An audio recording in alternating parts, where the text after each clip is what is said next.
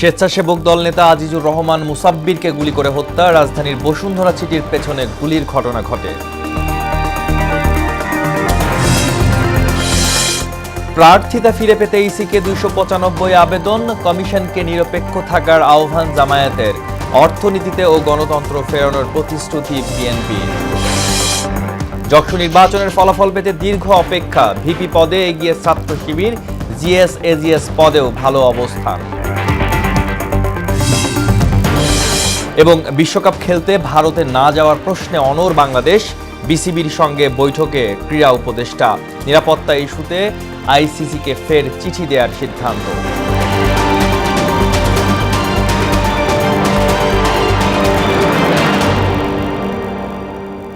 আসসালামু আলাইকুম। মোহনা সংবাদে সবাইকে স্বাগত। শুনছিলেন শিরোনাম, আর পুরো সংবাদের সঙ্গে আছি আমি আসাদুজ্জামান। ঢাকা মহানগর উত্তরের স্বেচ্ছাসেবক দলের সাবেক সদস্য সচিব আজিজুর রহমান মুসাব্বিরকে গুলি করে হত্যা করা হয়েছে। বুধবার রাতে বসুন্ধরা সিটির পেছনে স্টার হোটেলের সামনে গুলির ঘটনা ঘটেছে। মুসাব্বিরকে লক্ষ্য করে দুর্বৃত্তরা 5টি গুলি করেছে। তার পেটে গুলি লাগে। মুসাব্বিরকে উদ্ধার করে প্রথমে পান্থপথের একটি বেসরকারি হাসপাতালে নেওয়া হলেও পরে ঢাকা মেডিকেল কলেজ হাসপাতালে নেওয়া হয়। সেখানে তার মৃত্যু হয়।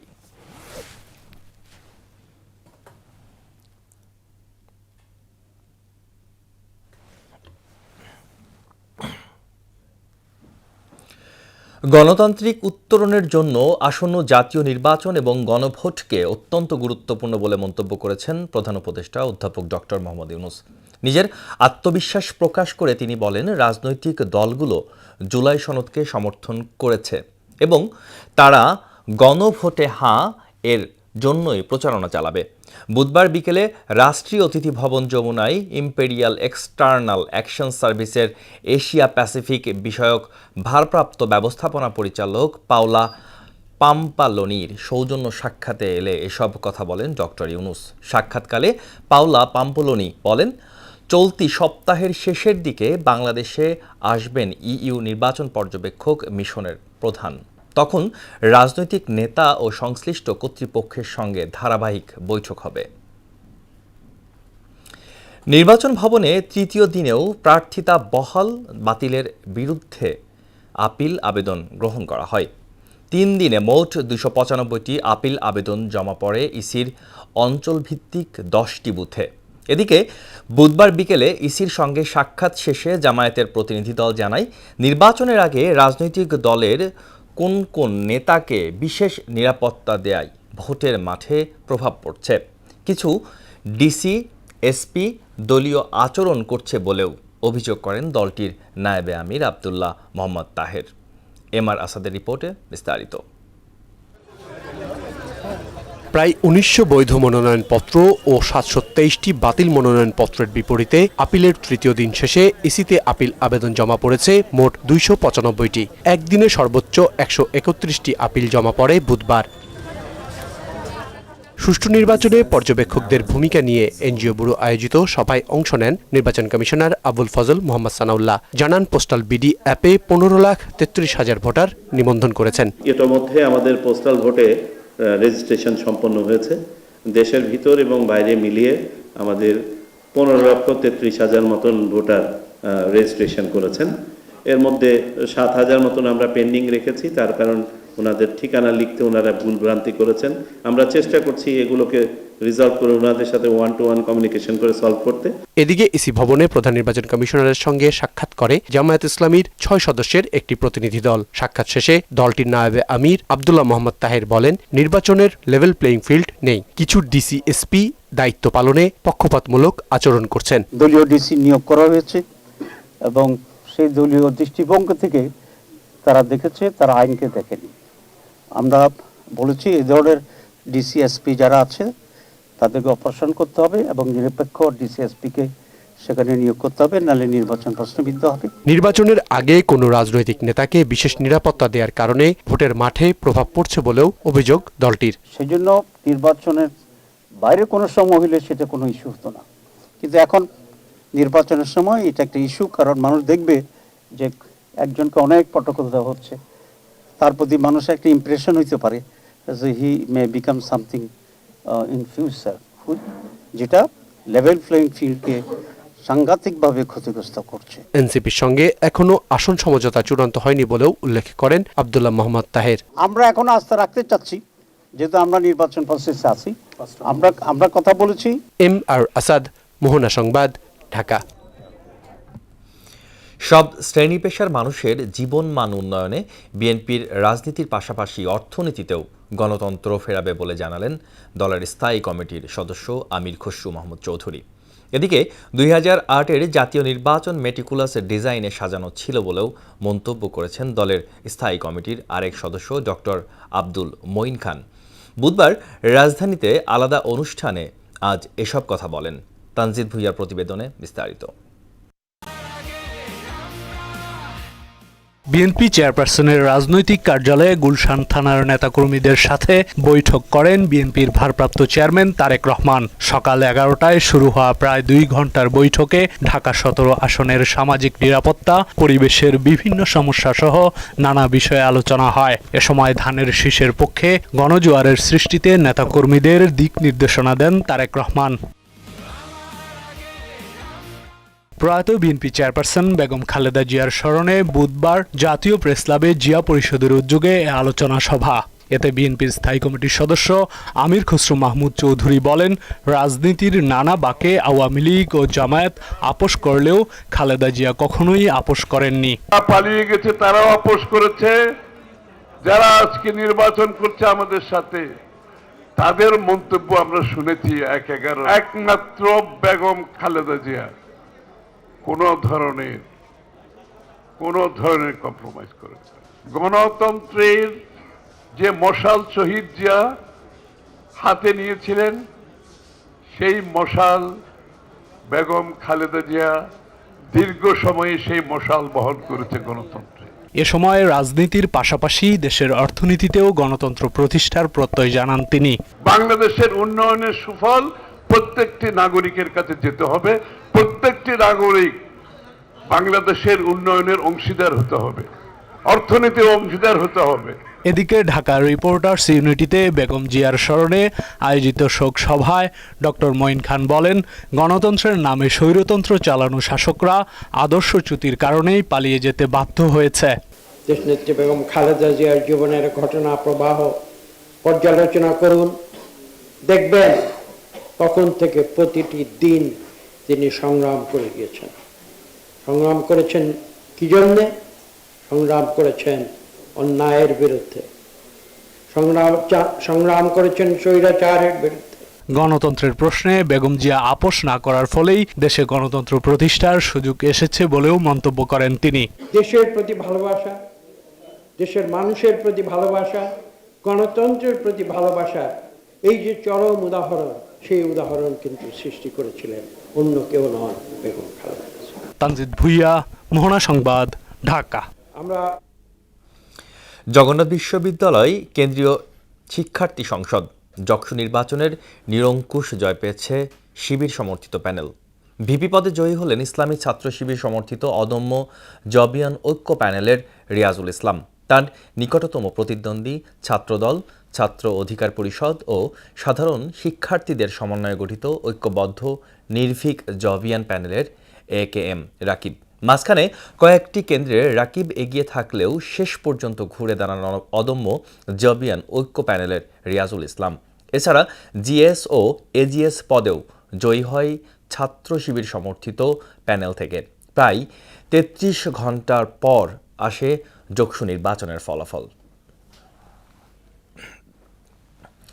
জুলাই অভ্যুত্থানে ইন্টারনেট বন্ধ করে গণহত্যার উস্কানির দায়ে মানবতাবিরোধী অপরাধের মামলায় হাসিনা পুত্র সজীব ওয়াজেদ জয় এবং সাবেক আইসিটি প্রতিমন্ত্রী জুনায়েদ আহমেদ পলকের বিরুদ্ধে অভিযোগ গঠনের বিষয়ে শুনানি হবে আগামী 11 জানুয়ারি।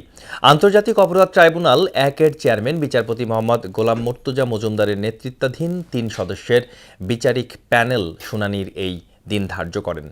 এই মামলার অন্যতম আসামি জুনায়েদ আহমেদ পলক বর্তমানে গ্রেপ্তার হয়ে কারাগারে রয়েছেন। অন্যদিকে প্রধান আসামি সজীব ওয়াজেদ জয় পলাতক থাকায় তার অনুপস্থিতিতেই বিচারকাজ চলছে। 4 বিভাগের উপর দিয়ে বয়ে যাওয়া শৈত্যপ্রবাহ আরও কয়েকদিন অব্যাহত থাকার পূর্বাভাস দিয়েছে আবহাওয়া অফিস। বুধবার দেশের সর্বনিম্ন তাপমাত্রা ৬.৭ ডিগ্রি সেলসিয়াস রেকর্ড করা হয় নওগাঁর বদলগাছিতে। এদিকে প্রচণ্ড শীতে দেশের হাসপাতালগুলোয় বাড়ছে ঠান্ডাজনিত রোগের সংখ্যা। শিশু ও বয়স্কদের ক্ষেত্রে বাড়তি সতর্কতার পরামর্শ চিকিৎসকদের। বিস্তারিত জানাচ্ছেন নাহিদ সিরাজি নিম্মি।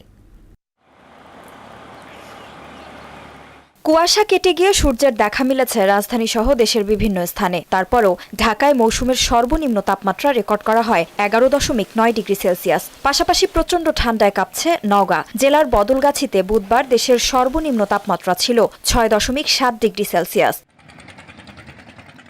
আবহাওয়া অধিদপ্তর বলছে দেশের 4 বিভাগের উপর দিয়ে বয়ে যাওয়া শৈত্যপ্রবাহ আরও কয়েকদিন অব্যাহত থাকবে। পাশাপাশি রাজধানীর তাপমাত্রা নেমে আসতে পারে 10 ডিগ্রি সেলসিয়াসের ঘরে। ঢাকার আবহাওয়াটা মোটামুটি একই রকম থাকবে, তবে সামান্য কিছুটা কমতে পারে ঢাকার তাপমাত্রা। সেক্ষেত্রে যদি আজকে যেহেতু 11.9 ডিগ্রি সেলসিয়াস, এটা কমে যদি 10 ডিগ্রিতে আসে তখন আমরা ঢাকায়ও শৈত্যপ্রবাহটা পাবো। তবে ঢাকায় এর চেয়ে খুব বেশি কমার সম্ভাবনা খুব কম।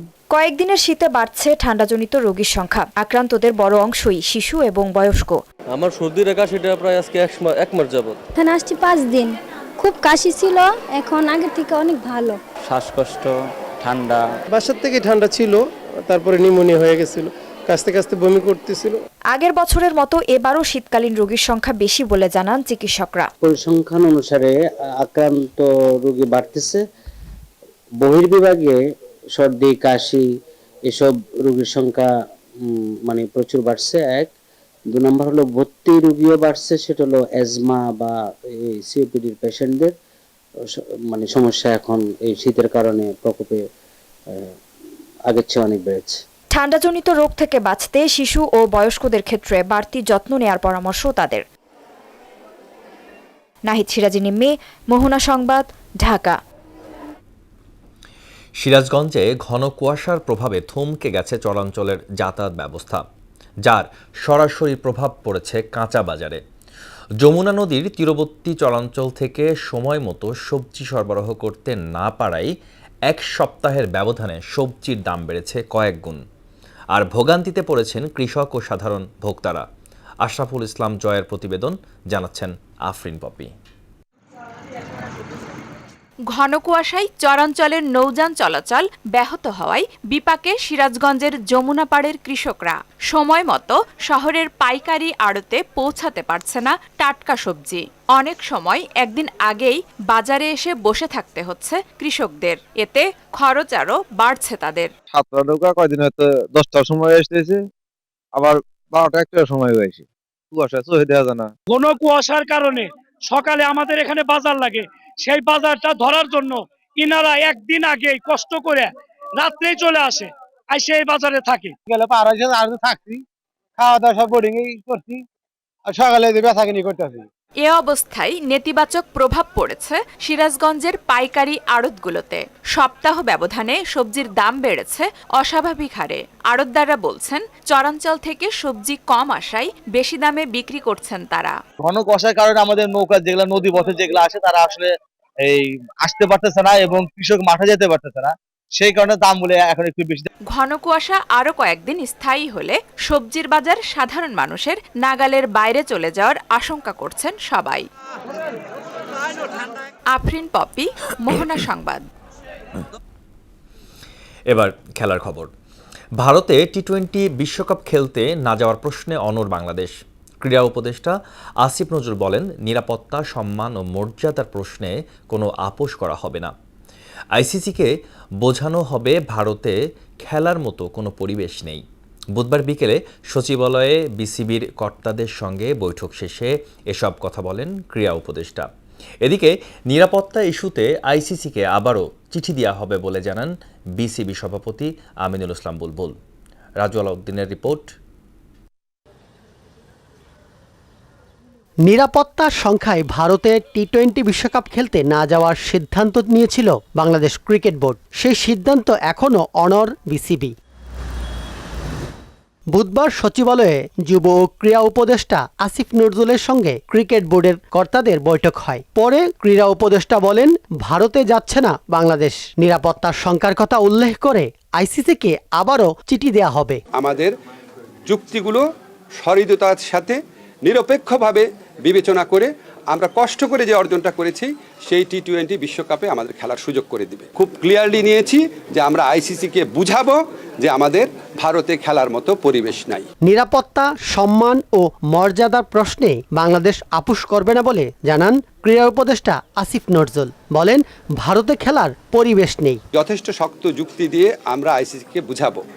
আমাদের স্ট্যান্ডের মূল নীতি হচ্ছে বাংলাদেশের নিরাপত্তা, বাংলাদেশের সম্মান আর বাংলাদেশের মর্যাদার প্রশ্নে আমরা আপোষ করব না, কিন্তু আমরা অবশ্যই ক্রিকেট বিশ্বকাপ খেলতে চাই। এ সময় বৈঠকে আলোচনা এবং টি-20 বিশ্বকাপ ইস্যুতে নিজেদের সিদ্ধান্ত তুলে ধরেন বিসিবি সভাপতি আমিনুল ইসলাম বুলবুল।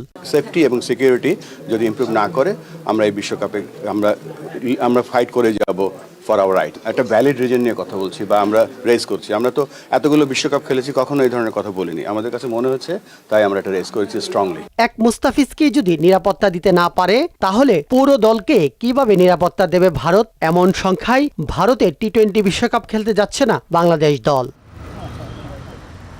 রাজা আলাউদ্দিন, মোহনা সংবাদ, ঢাকা।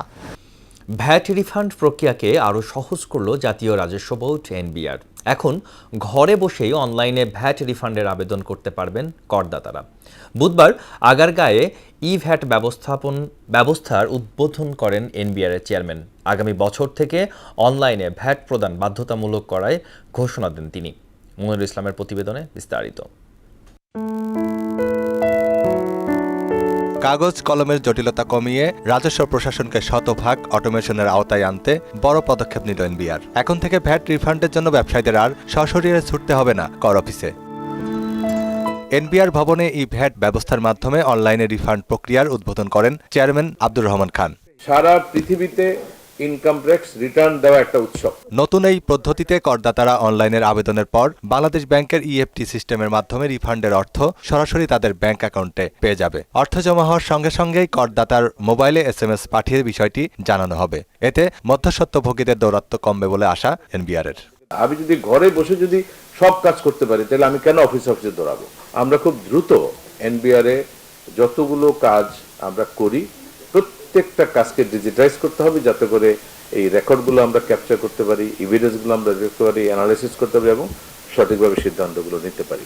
এনবিআর চেয়ারম্যান বলেন, কর ব্যবস্থা পুরোপুরি ডিজিটাল করতে আগামী বছর থেকে ইভ্যাট প্রদান বাধ্যতামূলক করা হবে। এই রিটার্ন সিস্টেম যারা তৈরি করেছে সিনেসিস, তারা কিন্তু এটাকে এক্সাম্পল হিসাবে দেখিয়ে পৃথিবীর অন্যান্য জায়গায় কাজ শুরু করেছে।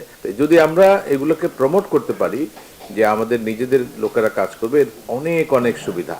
কারণ আমি তাকে হাতের কাছে পাবো, প্রবলেম হলে তাকে বলবো যে এটা এখনই সলভ করো, কিন্তু যখনই আমি বিদেশি ভেন্ডরদের দ্বারা এটা করব, এটা কিন্তু খুবই কঠিন। শিগগিরই আয়কর ও কাস্টম শুল্ক রিফান্ডও অনলাইনে করার পরিকল্পনা করছে সরকার। তার মানে পুরো প্রসেসটা অটোমেটেড। মনিরুল ইসলাম, মোহনা সংবাদ, ঢাকা।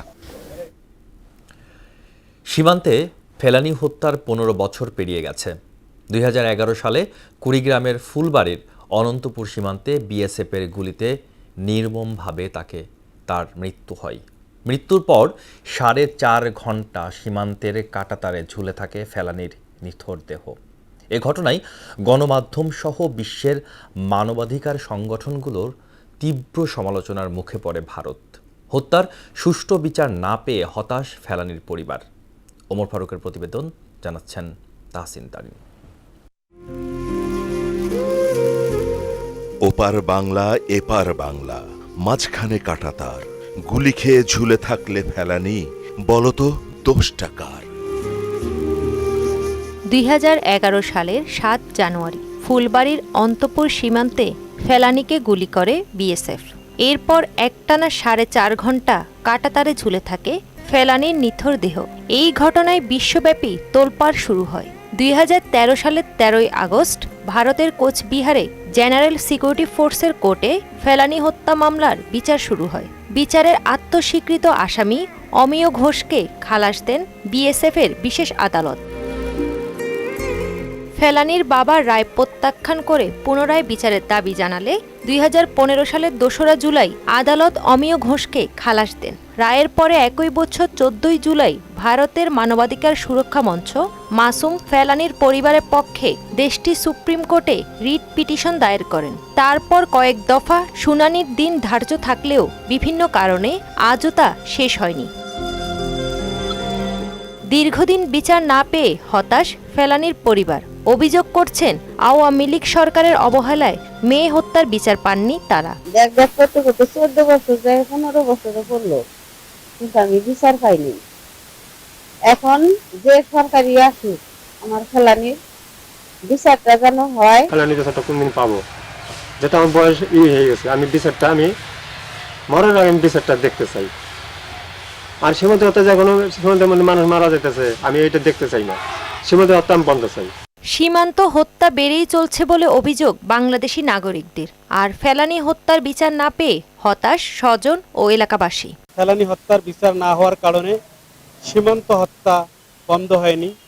বিগত সরকার চাইলেই ফেলানী হত্যার বিচার করতে পারত। আমি মনে করি যে ফেলানী হত্যার যদি সুষ্ঠু বিচার হয় তাহলে সীমান্ত হত্যা অনেকাংশে কমে যাবে। সীমান্তে ফেলানীর মতো আর কোনো হত্যাকাণ্ড দেখতে চান না বাংলাদেশের মানুষ। তাহসিন তারিন, মোহনা সংবাদ। খেলার অন্যান্য খবর। মিচেল সান্টনারকে অধিনায়ক করে টি-20 বিশ্বকাপের জন্য 15 সদস্যের দল ঘোষণা করেছে নিউজিল্যান্ড। ব্যাটিং অর্ডারে team Seifert, mark Chapman, Devon Conway ও ড্যারিন মিচেলকে নিয়ে শক্তিশালী দল ঘোষণা করেছে কিউরা। পেস বিভাগে রয়েছেন লাকি ফার্গুসন, ম্যাট হেনরি ও অ্যাডাম মিনলে। দুই বিশেষজ্ঞ স্পিনার সান্টনার ও ইস সৌদির পাশাপাশি মাইকেল ব্রেসওয়েল, গ্লেন ফিলিপস ও রাচিন রবীন্দ্রের মতো স্পিন বোলিং অলরাউন্ডারে রাখা হয়েছে দলে। পেস বোলিং অলরাউন্ডারে হিসেবে রয়েছে জিমি নিজাম। শেষ করব মোহনা সংবাদ, যাবার আগে শিরোনামগুলো জানিয়ে দিচ্ছি।